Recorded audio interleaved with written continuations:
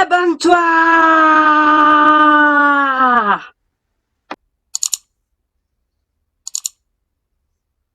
Salut les Poképotes, on se retrouve dans cette vidéo de Captain Nico. Captain Nico, c'est moi, pour ce déballage, encore une fois, mais vous allez finir par vous lasser, hein, j'ai l'impression, par ce déballage de cette 5e display de épée et bouclier Clash des Rebelles, en français, comme d'habitude, et toujours en avance, avant tout le monde, et surtout avant même la date. Voilà, je tiens à remercier toutes les personnes qui ont participé au concours que j'ai fait pour les boosters de épée et bouclier, Clash des Rebelles, bien entendu. Vous avez la vidéo du résultat dans la liste des vidéos que j'ai postées sur cette chaîne, bien entendu. Comme vous avez pu le voir sur l'ancienne chaîne, je vous proposerai un nouveau concours pour le mercredi 29 avril, d'ici quelques jours, avec un coffret et d'autres choses à gagner. Voilà, on va déballer là tout de suite. Comme d'habitude, 12 boosters. On va essayer de faire en sorte de se mettre des cartes à code de côté. C'est dingue, il ne veut pas s'ouvrir. Ah, ça sent la gold. Ça sent la gold. Ah, si ça veut pas s'ouvrir, c'est comme Fornox. Hop là.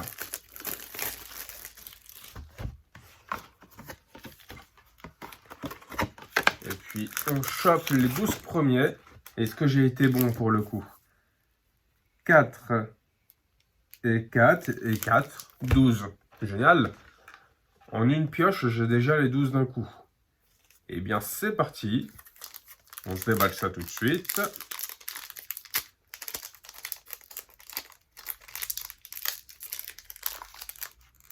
Je me posais la question, non, je ne vais pas vous le faire pour ce display-là. De toute façon, il me reste un display de l'autre côté, le 6e display. Sur le 6e display, je vous ferai tout simplement, on va tester. Dans tous les cas, il faut que je retrouve une balance pour pouvoir le faire. Je vais vous faire de la pesée sur booster. On va essayer de voir s'il y a toujours moyen de peser les boosters en fait. On avait vu, hop là, je mange mes cheveux. On avait vu que dans épée et bouclier 1, les boosters pouvaient se peser. Là, c'est quelque chose qu'on n'a pas pu voir de notre côté. Et puis en plus de ça, vu qu'on est les seuls certainement en France à les avoir actuellement et les premiers à les présenter, eh bien ça permettra également de voir en avance si ce sont des boosters qui peuvent être pesés. Parce qu'il va falloir vraiment faire attention aux arnaques, tout ce genre de trucs. Notamment si c'est pesable, les personnes qui vont peser, qui vont garder les boosters les plus lourds et revendre les autres. Donc il faudra vraiment être vigilant. Et avec la vidéo que je vous ferai, normalement, vous serez en mesure de savoir si déjà il y a un risque sur la pesée des boosters. Alors, Nounourson, Nénupio. Hop là, une énergie. Alors, j'ai plus de place du tout là pour mettre mes cartes. Parce que là, ça s'entasse, mais c'est affolant. Et vu que, vous savez, moi, je trie mes cartes en même temps que je déballe, ça me permet en fait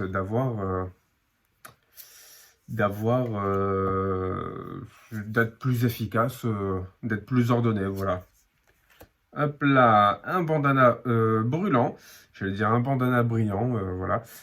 Après, on a quoi? Blizzy en reverse, pardon, j'ai bugué, je sais pas pourquoi je bug.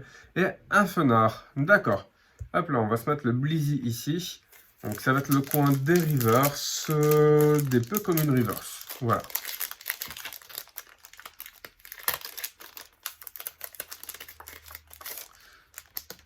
Voilà, je vous file le petit code ici. 1, 2, 3, 4. 1, 2. On reprend avec point chigeon. Alors, il n'y a vraiment pas de place, hein. C'est la galère. Là, je crois que ça va être mieux. Voilà. Point chigeon d'Arumaron, de Galar, Bibichute, un insécateur, Tarinor, une énergie électrique, Morpeko en peu commune, une épuisette, hop là, Scarino, un Coraillon de Galar en commune reverse, et oh, on commence, on va dire de manière assez correcte, avec un petit Léviator holographique. On m'a demandé du Léviator en pas holographique, donc bah, idéalement, bah, ce serait bien que je tombe dessus. Étant donné, bon, au moins 2 fois, étant donné que je suis pas sûr de l'avoir déjà en un seul exemplaire. On va dire que déjà avec toutes ces cartes, ça devient un peu difficilement gérable de tout trier en fait. Voilà. 1, 2, 3, 4, 1, 2. Bakabou, Goopix, Smogo, Lixie, tout à fait de Galar, une énergie combat, l'ombre en peu commune, Brutalibré, oui messieurs, ah là on n'a pas une seule dresseur j'ai l'impression, Electek en reverse. Je vais émettre une hypothèse, on n'a pas eu une seule dresseur, la carte derrière c'est une ultra rare dresseur. Bon, non, c'est pas le cas. En même temps, ça pouvait pas être aussi simple de déduire une chose comme ça, en fait. Les cartes sont mises un peu de manière random. C'est plus les boosters qui sont après mis de manière humaine à la main dans les displays. Comme je vous disais, je pense que les machines, elles remplissent... vous avez des chaînes de machines qui remplissent les boosters de cartes. Et en gros, ben, vous avez une chaîne où vous pouvez avoir des dresseurs, une chaîne où vous pouvez avoir de la gold, une autre où vous avez des rares classiques, ce genre de trucs. Et à mon avis, après, bon ben voilà, ça arrive dans des caisses. On sait que telle caisse, il y a des gold, telle caisse, il y a des ultra rares, ce genre de choses. Et après, ben, il y a des gens qui sont derrière à les remplir à la main, de sorte à respecter des consignes qu'on leur a données, j'imagine. Je pense que c'est comme ça, c'est pour éviter les erreurs de machine en fait. Sauf que finalement, bah, les erreurs de machine, ça peut exister dans les boosters. Parce qu'on l'a vu dans 2 boosters que Hermison a déballé sur sa chaîne de Clash des Rebelles en français, bah, que je lui ai filé. Et ben en gros, elle avait 2 boosters hyper buggés en fait. Voilà. Afflamanoir, une Pokéball en reverse, d'accord. On va se la mettre ici. Et un Palartichaut de Galar en holographique. C'est toujours mieux que rien. Hein. Clairement, je préfère encore avoir ça qu'une rare classique. Même s'il y a des cartes qui sont vachement mieux à obtenir, bien entendu. C'est au début, quand on ouvre une première display, quasiment toutes les cartes sont bonnes à prendre pour la collection, pour la découverte et tout ça. Mais arrivé à notre niveau, là c'est la 5e. À un moment donné, bon, c'est fini quoi la rigolade. On est là pour avoir du top niveau quoi. On n'est plus là pour jouer aux billes, hein, ou pour enfiler des perles, ou pour pour beurrer les tartines. Voilà, n'hésitez pas à en mettre des expressions comme ça en commentaire, histoire d'améliorer notre jargon pour dire qu'on n'est pas là pour glander, quoi. Alors, très passable, un Percy. C'est la 3e fois qu'on a d'affilée Percy et le stade de Greenbury. Non mais il y a vraiment, je pense vraiment que quand les cartes sont mises dans les boosters, il y a vraiment une certaine logique par moment. Hein. À mon avis, il n'y a pas que du hasard hein, dans les boosters. On a Afflamanoir en reverse et tout est écrit de Galar en rien du tout en fait. Voilà. Alors c'est marrant parce que moi j'ai l'habitude de tout à fait et de tout en café. Et finalement, il y a tout est écrit. Et pour vous dire, bah, c'est un Pokémon que j'ai pas vraiment, je l'ai pas vraiment eu. Je l'ai même jamais eu dans le jeu en fait, épée et bouclier. Je pensais que tout à fait évoluait uniquement en tout en café en fait. Et finalement, est-ce que tout en café devient d'une certaine manière tout est écrit de Galar? C'est-à-dire, en plus, il y a un certain jeu de mots, c'est tout est écrit. c'est du genre, tout était écrit. Est-ce que c'était prévu que tout en café devienne tout est écrit en fait?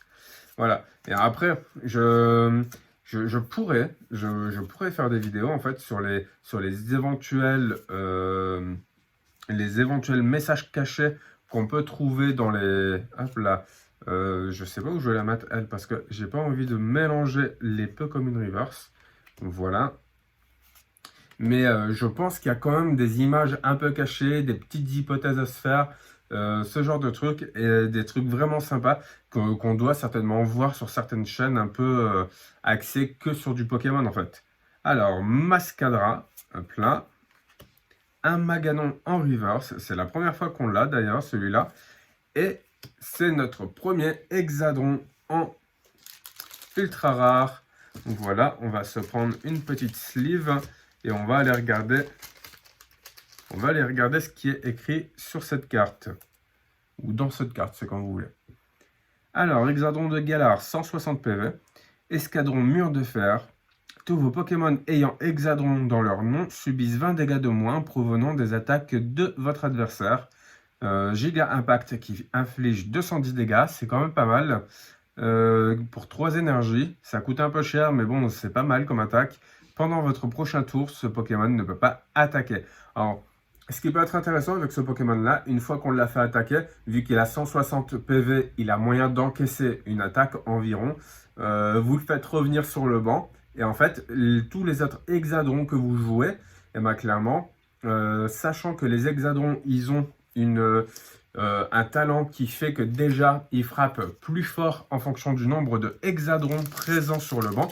Je crois qu'ils frappent à l'équivalent de 30 fois le nombre d'hexadrons présents sur le banc.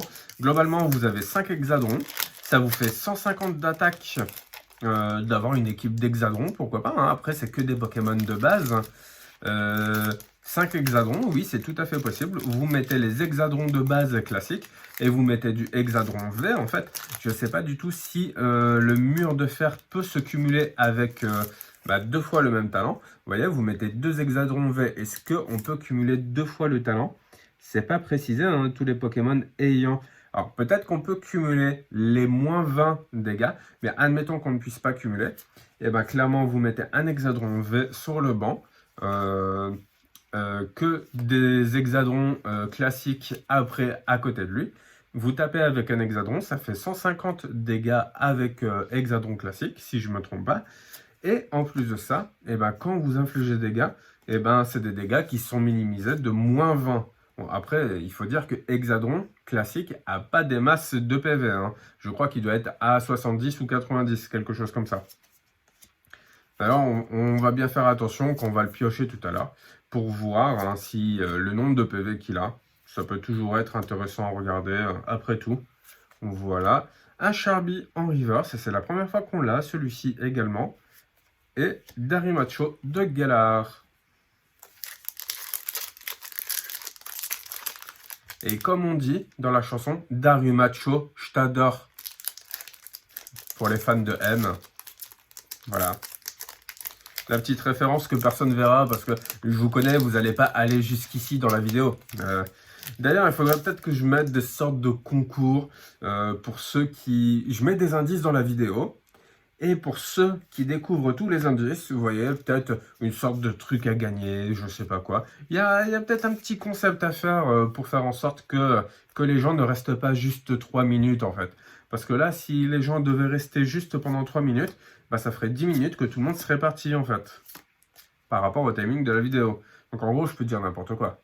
Mais je vais pas le faire. Parce qu'on sait jamais, il y en a un qui regarde jusqu'au bout. Et ben, je me fais cramer quoi. D'ailleurs, si vous êtes parmi ces rares personnes qui regardent les vidéos jusqu'au bout, n'hésitez pas à le dire en commentaire. Hein. D'ailleurs, avec, je sais pas, hashtag Captain Nico dans votre commentaire. Voilà. Donc, Chrysapile en peu commune. Hashtag Clash des Rebelles également, tant qu'à faire. Comme ça, je comprendrai que vous êtes au moins arrivé jusqu'à la 14e minute. Chrysapile en peu commune. On a Darumaron de Galar en commune reverse et un petit Blizzardroid. Voilà. Donc c'est vraiment parce que Blizzard Roi et Darumacho font un peu penser à ces personnages des croyances populaires que, alors, pour les plus jeunes d'entre vous, vous connaîtrez peut-être pas, mais tout ce qui touche un peu au Yeti, le Chupacabra, ce genre de trucs.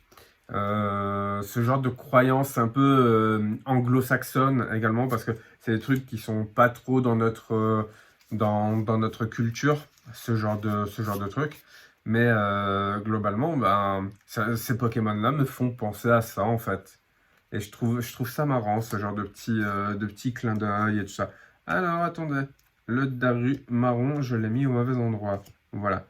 Alors, Magmar, Electek, Rongourmand. Donc, Magmar et Electek qui se suivent. On est bien d'accord que Magmar et Electek, d'une certaine manière, ils ont un lien. Ce sont des Pokémon moi j'appelle ça des Pokémon semi-légendaires.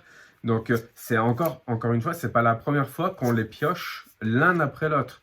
Donc, il y a quand même une action d'une personne qui veut que, ben, des fois, il y ait des suites un peu logiques, en fait, dans les boosters, je pense, hein.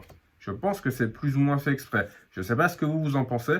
Alors, là, on a Charmilla, on a une pelle maudite en reverse. Toujours cool d'avoir une dresseur en reverse. Je préfère une dresseur qu'une Pokémon en reverse, clairement. Et on a un déflaisant en rare classique. Là, il nous reste encore 3 boosters. Voilà.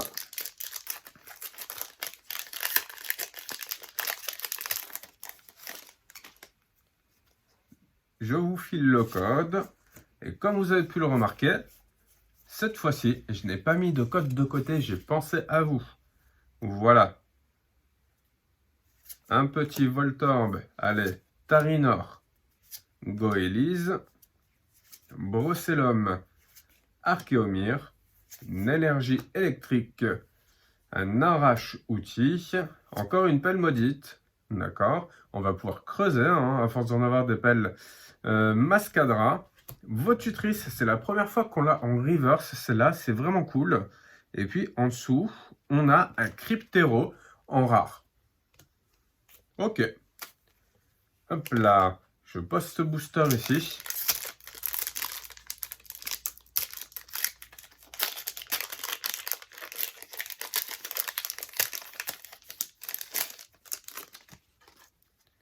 Voilà le petit code. 1, 2, 3, 4. 1, 2. C'est reparti avec Meditica, Larvibule, Electek. Donc je ne sais pas si vous avez vu, hein, moi la carte s'est soulevée, mais je n'ai rien vu personnellement de mon côté. J'espère que vous avez rien vu, parce que si c'est un truc cool, bah c'est dommage, parce que vous êtes déjà au courant en fait qu'il va y avoir un truc cool. Mais bon, au moins ça va vous donner envie de rester jusqu'au bout de cette main. Vagomine en reverse, je crois que c'est la 2e fois qu'on l'a, ou 3e fois qu'on l'a, celle-ci. Et yes, on a enfin une 2e ultra rare. Et c'est une VMAX. Alors, ultra rare VMAX, on va descendre. Je crois qu'on l'a pas encore eu celle-là. Alors, Batromax qui fait 130 dégâts. Je vais monter un peu parce que là, la mise au point, c'est pas faite. Voilà. Batromax qui fait 130 dégâts. Vous pouvez défausser jusqu'à 3 énergies feuilles de ce Pokémon. Dans ce cas-là, cette attaque inflige 50 dégâts supplémentaires pour chaque énergie défaussée de cette façon. Waouh, c'est énorme! Ça veut dire qu'on inflige 280 dégâts, hein, d'un coup. Alors, ce qui veut dire aussi que s'il y a une attaque de ce genre, il y a certainement d'autres attaques ou des effets qui permettent d'aller récupérer des énergies feuilles dans la défausse pour les attacher directement au Pokémon, hein. Un peu comme le cristal de feu, ce genre de choses. Clairement, s'il n'y a pas ça, moi je la joue pas celle-là, hein. Griffe, parce que ça coûte hyper trop cher en fait, sinon. Griffe et... Ah bah c'était Gorhythmique. Alors Gorhythmique qui, de mémoire, dans épée et bouclier 1, a un talent, on va dire, assez intéressant, qui permet de faire bouger des énergies des énergies feuilles de la manière qu'on veut. Ou il faudrait que je vérifie. En tout cas, il a un talent qui permet d'agir justement sur les énergies feuilles en fait. Voilà. Et en plus de ça, bah, c'est un Gorithmic, en plus d'avoir un des Pokémon de base, de l'extension, comment dire, comment on dit là, les Pokémon du début? Bref, oui, voilà, un starter, merci Hermison. En plus d'avoir un des starters, et ben, c'est le deuxième starter qu'on a d'ailleurs, voire même le troisième. On a déjà eu les Argus aussi, mais on l'a pas eu en VMAX, il me semble. Et bien là, on l'a eu en Rainbow, et ça, c'est vraiment trop cool. Et pour finir cette petite vidéo, avec le dernier booster, et ben, ça aurait été peut-être mieux qu'on fasse ce booster-là et qu'on termine avec le Gorithmic. Alors après, je vous cache pas que le résultat, il est pas ouf là, hein, en ce moment. Mais c'est pas trop grave parce que dans tous les cas, normalement, comme on l'a vu, les ratios sont plutôt respectés. On a environ l'équivalent de, en moyenne, 9 ultra rares par display. Ce qui veut dire qu'il nous restera toujours 7 ultra rares à piocher. Ça se trouve, toutes les ultra rares tomberont dans la prochaine vidéo, hein. En tout cas, à l'heure où je vous parle, je ne le sais pas du tout, mais je le saurai certainement dans à peu près 10 minutes où je serai en train de tourner la prochaine vidéo, en fait. Allez, du Chelours intrépassable. Hop là. Un petit dolman en rare reverse. Et la toute dernière carte. Attention, et non, ah bah, ça reste quand même un Lanceurien en holographique, ce qui fait quand même plaisir. Je vais pas me plaindre. On termine correctement, c'est-à-dire une petite holo Lanceurien en plus, qui est un Pokémon qui a l'air de me harceler. Je ne sais pas si vous avez vu les autres vidéos, mais il n'arrête pas de sortir, que ce soit en carte classique ou en ultra rare. Il n'arrête pas de me harceler, ce Pokémon. Je vais peut-être le mettre dans le titre de cette vidéo. Je déballe Lanceurien, ce Pokémon qui me harcèle depuis le début. C'est possible. Voilà. En tout cas, on a eu 2 ultra rares. On sait, en tout cas, on s'inquiète pas parce qu'on sait qu'il nous reste 24 boosters. Dans 24 boosters, tout peut se passer. On peut même peut-être dépasser les 11 ultra rares en tout. Après tout, tout est possible. Il suffit qu'il y ait une display qui soit buggée. Voilà. On peut avoir de la gold, ce genre de truc. On a quand même eu de l'arc-en-ciel. Et j'en suis pas mécontent, hein, clairement. Je prends tout ce qu'on me donne, clairement, voilà. En tout cas, j'espère que ça vous a plu. Je vous dis à demain pour la prochaine vidéo, en espérant qu'elle soit beaucoup plus généreuse. Et d'ici là, n'arrêtez pas de geeker. Allez, ciao!